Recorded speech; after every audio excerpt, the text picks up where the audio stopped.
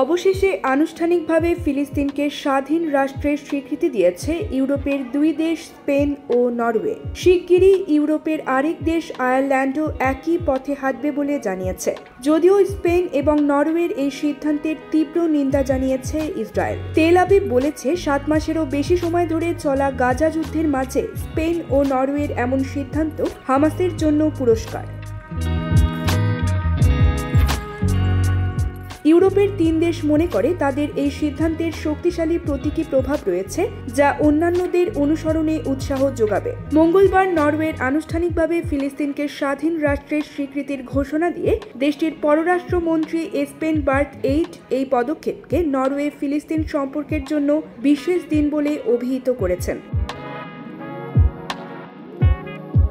তিনি বলেছেন, 30 বছরেরও বেশি সময় ধরে ফিলিস্তিনি রাষ্ট্রের সবচেয়ে উৎসাহী রক্ষকদের অন্যতম নরওয়ে। নরওয়ের ঘোষণার কিছুক্ষণ পরই স্পেনও ফিলিস্তিনকে আনুষ্ঠানিকভাবে স্বাধীন রাষ্ট্রের স্বীকৃতি দিয়েছে। স্পেনের সরকারের মুখপাত্র পিলার অ্যালেগ্রিয়া নিশ্চিত করে জানিয়েছেন, মন্ত্রিসভা আনুষ্ঠানিকভাবে ফিলিস্তিনকে রাষ্ট্রের স্বীকৃতি দিয়েছে।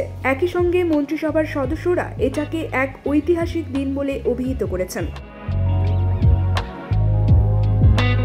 এর আগে স্প্যানিশ প্রধানমন্ত্রী পেদ্রো সানচেজ বলেন, এই ধরনের স্বীকৃতি শান্তির জন্য অপরিহার্য। তবে তিনি জোর দিয়ে বলেছেন, তার দেশের এই পদক্ষেপ কারো বিরুদ্ধে নয়, বরং ইসরায়েলের বিরুদ্ধে। ইসরায়েলের পাশে শান্তি ও নিরাপত্তার সাথে বসবাস করার একমাত্র উপায় এই ভবিষ্যৎ ফিলিস্তিনি রাষ্ট্র।